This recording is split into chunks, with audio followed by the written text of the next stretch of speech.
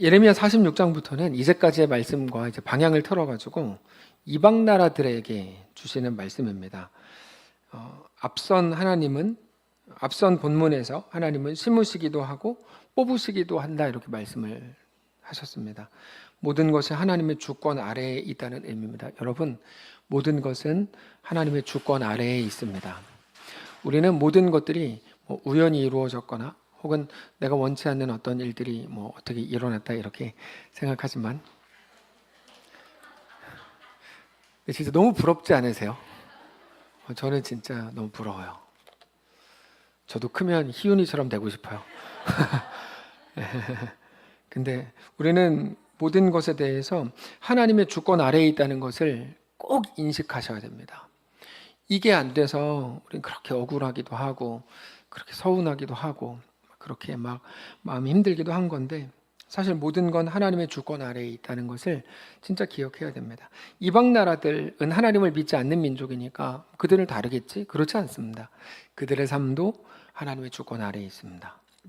하나님을 믿는 민족들만이 아니라 이방 나라들 역시 하나님의 주권 아래에 있습니다.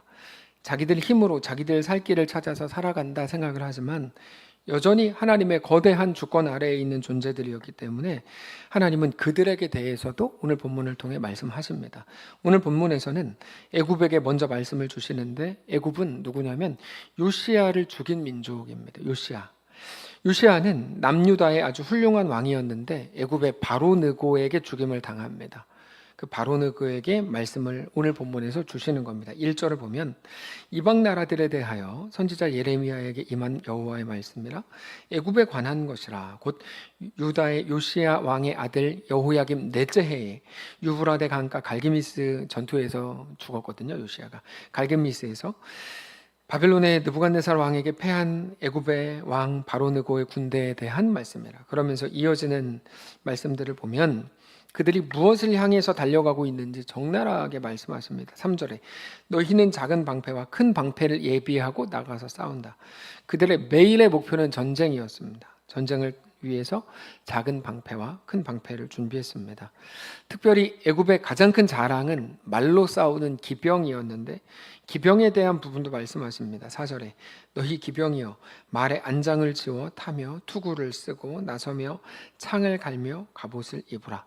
전쟁은 누군가를 죽여야 내가 사는 게 전쟁입니다. 우리가 살아갈 때도 전쟁 같은 세상이다라고 할 때 내가 살기 위해 누군가를 억누르고 밟고 욕하고 그래야 된다 그러면 그게 전쟁입니다. 근데 애굽은 언제나 전쟁을 준비했다는 거죠. 우리가 집 밖을 나설 때, 아니 안방을 나설 때부터 매일 전쟁을 준비하는 사람들이 있습니다. 내가 나서가지고 오늘은 누구를 만나면 어떻게 해야지, 전쟁을 매일 준비하죠. 단지 애굽뿐만 아니라 지금 시대의 모든 민족도 마찬가지인데 사람들이 빨리 죽기를 바라고 더 많이 죽이기를 바라며 자기가 통쾌하게 이기기를 바라죠. 그거를 위해서 더 많은 수고를 하고 노력을 하고 비용을 들이기까지 하는 게 세상이고 애굽이었습니다. 5절에 여호와의 말씀이니라 내가 본즉 그들이 놀라 물러가며 그들의 용사는 패하여 황급히 도망하며 뒤를 돌아보지 아니하면 어찌미냐. 두려움이 그들의 사방에 있음이로다. 발이 빠른 자도 도망하지 못하며 용사도 피하지 못하며 그들을 다 북쪽에서 유브라데 강가에 넘어지며 엎드러지는도다. 또 그렇게 싸우기 위해서 다른 사람을 죽이기 위해서 나가는 모습을 나일강이 출렁이는 것에 비유합니다. 7절에 강에 물이 출렁임 같고 나일강이 불어남 같은 자가 누구냐. 애굽은 나일강이 불어남 같고 강물이 출렁임 같도다.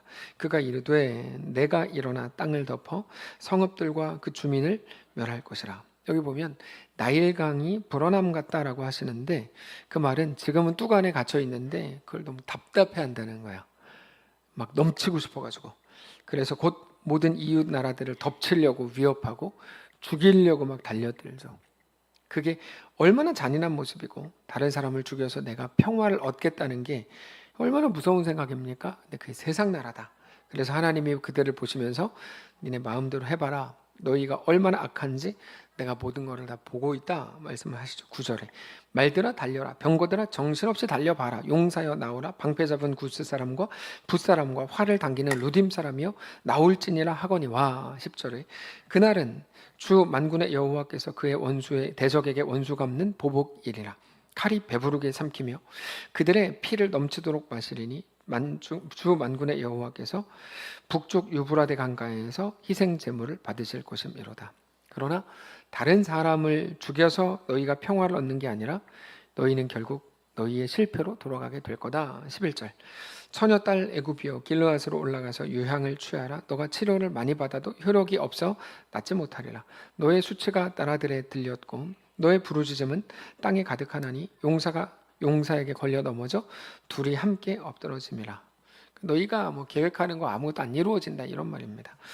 평생을 다른 사람을 죽이는 일을 위해, 다른 사람을 꺾고 욕하는 일을 위해 고민하고 애쓰고 비용을 지불하는 이 세상에 대해 우리는 경악하지 않을 수 없습니다. 정의라는 이름으로 누군가를 막 욕하고 그 사람을 하여튼 무너뜨려야 자기가 산다고 생각하는 게 지금 세상입니다. 그래서 어떤 목사님이 한 분 계시는데 제가 되게 좋아했던 분인데, 그분이 다른 교회로 가면서 그 교회 이제 문제를 해결하면서 다른 큰 교회로 가셨어요. 그러면서 전에 있었던 교회 목사님이 잘못한 거에 대해서 정의를 세운다는 걸로 그분 평생을 그렇게 살더라고요. 그래서 제일 불쌍한 분이 저는 그분이다. 이렇게 이제 사석에서 얘기하는데, 자기 나름대로 이제 정의를 세운다고 하는데 그게 너무 불쌍한 거야. 그렇게 훌륭하게 행복하게 사역하시던 분이 다른 교회 가가지고 그 교회 문제 해결 하나 하겠다고 자기 일생을 그런 시궁창 같은 일들을 하면서 하는 게 너무 불쌍한 거죠. 왜 저러고 저렇게 하냐. 근데 여러분, 사울의 인생이 불쌍한 이유가 거기 있습니다. 다윗 하나 잡겠다고 평생을 들였거든요. 그게 자기로선 정의로웠을지 몰라요. 거기에 갇혀서 평생을 그렇게 살아요. 자유함도 없이, 그리스도의 어떤 복됨과 감격도 없이. 우리도 그럴 수 있어요. 교회 안에서 누가 명백히 잘못한 거를 찾았다고 칩시다. 근데 그 사람 잘못된 거 계속 고발하고 다니다가 자기 평생 가장 젊은 날을 그렇게 보낸다? 그거는 아닙니다. 여러분, 정의라는 게 그래서 무섭습니다. 자기가 정의에 사로잡히게 되면 자기 인생 버리는 거고 망치는 겁니다. 그리스도인이 할 일이 아닙니다. 우리가 할 일이 얼마나 많아요. 집 지어줘야 되죠. 아웃리치 해야 되죠. 복음 전해야 되죠. 웃구막 해야 되죠. 할 일이 진짜 엄청 많은데 아무것도 못하고 저 사람이 틀렸어, 이게 오라, 그러고 하는 건 정말 불행한 겁니다. 근데 애굽이 하는 일이 그것과 같다. 그럼에도 마치 그게 너무 당연한 것처럼 평생 그거에 붙들려 살아가게 된다. 그거는 불행한 일입니다. 하나님은 그거 당연하다고 여기실까요? 전혀 그렇지 않습니다. 하나님은 그런 것에 대해 너무 가슴 아파하십니다. 그런데 단지 그들이 악행을 저지르고 그런 모습들을 당연히 심각한 문제이지만, 우리가 잘 기억해야 되는 건 그런 어떤 행위, 특정한 행위보다도 그 행위를 할 수밖에 없다고 믿는 그 마음속에 있는 뿌리 깊은 현실과 세상에 대한 믿음이 진짜 심각한 문제인 거죠. 그래야만 된다고 생각하고 돌아다니는 거예요. 그런 사람들 많아요. 기독교 내에서도 자기들끼리 뭐 만들어가지고 이게 옳아, 그래서 막 그러고 막 무리지어서 돌아다닌다니까요. 그거 정말 불쌍해 보여요. 그러지 말고 그냥 하나님이 나에게 주신 기쁨을 누리면서 우리가 해야 될 일들 하는 거예요. 우리가 죄라고 할 때 자꾸만 어떤 행위를 떠올립니다. 일반적으로 죄라고 하는 행위들이 있습니다. 근데 하나님께서는 어떤 행위보다도 그 행위를 할 수밖에 없게 만든 그 사람 속에 있는 어떤 믿음에 대해서 지적하세요. 그가 왜 그렇게 하는가? 왜 그런 결정을 하는가? 왜 그런 마음을 갖는가? 그건 그 사람 마음속에 있는 어떤 특정한 믿음 때문이다. 근데 그게 너무 안 됐다 이거죠. 가령 너 우상 숭배할 수밖에 없었구나, 이거야. 그러니까 우상 숭배라는 행위 자체가 아니라 네 마음속에 있는 그 어떤 믿음이거든요. 십계명이 그런 거라고 말씀드렸어요. 예를 들면 뭐 몇 개를 어겼다 이런 거 많잖아요. 어기고 안 어기고의 문제가 아니에요. 십계명은, 십계명에 대해서는 뭐 수도 없이 말씀을 드렸지만, 십계명 그래서 모든 걸 다 자유로 푼다 말씀을 드렸어요. 자유 해방되자마자, 출애굽하자마자 하나님이 십계명을 주셨거든요. 십계명은 울타리가 아닙니다. 어떤 계명을 했냐 안 했냐의 차원이 아닙니다. 모든 걸 자유로 푼다는 말은 그렇게 너가 행할 수밖에 없는 하나님에 대한 믿음이 없기 때문에 그게 안타깝다. 다 그렇게 푸는 거예요. 십계명은 다 그렇게 풉니다. 네, 그게 맞습니다. 우상숭배도 네가 우상숭배하는 이유는 마음속에 있는 조급함과 욕심과 간절함 때문인데 그게 너를 죽인다라고 얘기하시는 거예요. 그 간절함이라는 건 우리 속에 똑같이 있죠. 간절함은 누구에게나 있을 수 있습니다. 중요한 건 간절함이 있냐 없냐가 아니라 왜 그 순간에는 하나님을 보지 못하느냐 하는 겁니다. 그게 문제인 거라는 거야. 단지 당연히 뭐 우상 숭배하면 안 되죠. 그러나 하나님은 우상에게 절했냐 안 했냐 행위 자체보다도 너 왜 그게 해답이라고 생각하냐 이거야. 그래서 나아만이 어떻게 합니까? 엘리사에게 그 뭐 병고침을 받은 다음에 돌아가잖아요. 그때 엘리사에게 딱 한마디 했어요. 뭐라 그랬는 줄 아세요? 내가 돌아가면 내 왕이 나를 이끌어 림몬의 신당에 들어가서 나 같이 절해야 되는데 나 그때 같이 절할 겁니다. 근데 여호와께서 용서하시기를 원합니다. 그때 엘리사가 뭐라 그런 줄 아세요? 해라 라고 말은 안 했지만 그래도 마음으로는 해라 상관없다 라고 했을 거예요. 말했나? 이것도 문제가 되는데 하여튼 했을 겁니다. 해라. 그러니까 왜냐하면 어떤 행위가 아니라 그 마음속에 있는 그 믿음을 하나님은 항상 점검하시기 때문에 그래요. 근데 한국 교회가 율법주의로 가면 하나님의 마음은 모른 채 너 이거 했어 안 했어 이렇게 가거든요. 되게 웃기게 가는 거죠. 그렇지 않습니다. 예수님 뭐라고 말씀하세요? 너 율법 지켰냐? 내가 다 지켰습니다. 야, 너 하나님 사랑하고 사람을 사랑해라. 그 율법의 두 가지 되게 강령이다. 이렇게 말씀을 하세요. 율법을 지켰냐 안 지켰냐의 문제가 아니라 그것을 주신 하나님의 마음을 너가 진짜 알고 있냐? 이렇게 가는 거야. 우상 숭배하면 안 되지만 그 행위 자체보다도 너 왜 그게 해답이라고 생각해? 이건 거죠. 너가 하나님을 아버지라고 믿는 사람이야? 그러면 너 그거 해답이라고 생각할 수 없어. 하나님이 너의 아버지라며 하나님이 너를 입히고 먹이고 살린다며 그러면 너는 그걸 해답이라고 생각할 수 없어. 그러면요, 하나님이 해답이지. 성경은 계속 그렇게 얘기하시는 거야. 그게 눈에 보이는 그게 해답이라고 될 수 있을 거라고 믿는 그 믿음, 다시 말하면 하나님 없음이 우상 숭배의 핵심입니다. 하나님 아는 곳에 소망을 두는 거죠. 그게 시드기야에게 있어서는 흰놈의 골짜기에서 자기 자식까지 바친 거고, 애굽은 칼과 창과 기병으로 주변의 수많은 나라들을 폭력적인 방식으로 억압한 겁니다. 그게 유일한 해답이라고 믿었기 때문입니다. 하나님께서 야곱의 모든 행위에 대해서 왜 못마땅해 하실까요? 야곱 머리 잘 써가지고 살았는데요, 그 속에 있는 믿음을 보신 거죠. 그러니까 네가 일을 얼마나 잘했냐도 아니고 어떤 공로를 세웠냐도 아닙니다. 하나님은 언제나 우리 속에 있는 믿음을 보십니다. 네. 그게 너의 신앙의, 네 인생의 돌파구라고 믿는구나. 너는 하나님을 믿지 않는구나. 이게 야곱에 대한 아쉬움이셨어요. 여러분 잘 생각해 보세요. 한 사람이 자기 삶을 더 잘 살아내기 위해서 최선을 다하는 게 뭐가 문제입니까? 아니 방식이 잘못되었습니까? 문제 아닙니까? 이렇게 생각할 수도 있겠죠. 근데 아니요. 방식의 문제는 언제나 옳고 그름과 정당성의 시비가 붙을 수 있습니다. 방식은 언제나 그렇습니다. 사람들 막 대단하게 이게 옳아요. 그래서 막 하지만 꼬투리 잡고 시비 걸려면 얼마든지 잡습니다. 결국 그 문제가 아닙니다. 당장 애굽이 자기들의 안정을 위해 국방력을 키우겠다는데 이게 뭐가 문제입니까? 전 세계가 다 이러고 있는데 근데 하나님은 문제 삼으세요. 왜요? 그들 속에 있는 그 믿음, 하나님 없음, 너 하나님 믿는 백성이라며. 네, 이렇게.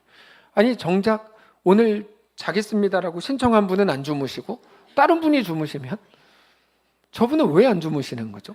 근데 다른 분은 왜 주무시는 거고? 하여튼 문제는 뭡니까? 그겁니다. 문제는 그들 속에 있는 그 믿음, 하나님 없음, 자기의 힘만이 자기를 살리고 유지할 수 있다고 하는 하나님 없음 때문에 하나님은 진노하시고 그거를 깨뜨리시겠다고 말씀하십니다. 그게 오늘 이 말씀을 우리에게 주시는 이유입니다. 사랑하는 성도 여러분, 하나님은 언제나 우리에게 하나님만이 우리 아버지요 소망이라고 말씀하십니다. 다른 어떤 것도 없습니다. 기독교는 그게 전부입니다. 기독교를 자꾸 유치하게 만든 사람들이 있는데 기독교는 그렇지 않습니다. 기독교는 하나님이 전부고 예수가 전부입니다. 우리 교회는 다른 거 몰라도 예수 전부인 교회 합시다. 그거 아니에요. 그게 전부죠. 지난 본문을 통해서도 말씀을 나누었지만 너가 너를 위해 큰 일을 찾느냐? 그거 찾지 마라. 그거 통해서 이루어지는 거 아무것도 없다. 이렇게 말씀하시는 분이 우리 하나님입니다. 그럼 어떻게 하라는 거예요? 하나님의 왕이요 전부요 소망이신 것을 인정해라. 우리 자신을 위해 무언가를 찾는 것이 우리의 모습이라면 그렇지 않다. 사랑하는 성도 여러분, 이제 거기서 나와서 오직 하나님만 우리 왕이시고 우리 주인이신 것을 아는 온전한 신자로 세워지는 귀한 우리의 이번 주, 우리 전 인생이 되시기를 주님 이름으로 축복합니다. 어제 주아가, 아까 저 예배 직전에 들었는데 주아가 넘어져서 여기에 많이 찢어졌나 봐요. 그래서 오늘 수술했대요. 11시에. 그래서 이제 오늘 교회 못 왔대요. 기억해 주시고 위로해 주시고 응원해 주시기를 바라요. 네, 뭐 각자 성도들이 각자의 삶에서 여러 가지 일들이 있겠지만 꼭 같이 기도하고 같이 위로하는 게 얼마나 큰 힘이 되는지 몰라요. 꼭 관심 가져주시고 꼭 기억해 주시고, 저도 오늘 궁금한 분들이 뭐 여러 분 계세요. 근데 하여튼 같이 꼭 그렇게 이 마지막 시대를 함께 걷게 되는 우리 모두가 되시기를 바랍니다. 찬양합시다. 주님의 선하심.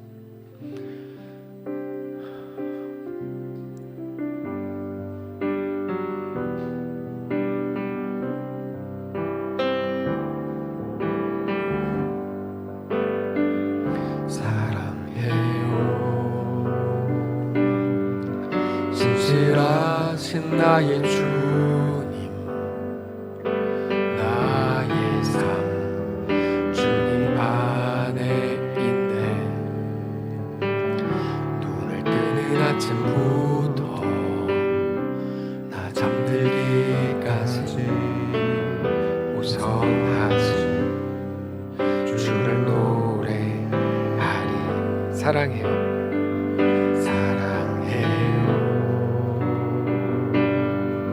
신실하신 나의 주님, 나의 삶 주님 안에 있네. 눈을 뜨는 아침부터 나 잠들기까지 우선하신 주를 노래하리. 신실하신 나의 주님, 신실하신 나의 주, 나의 삶을 인도하셨네.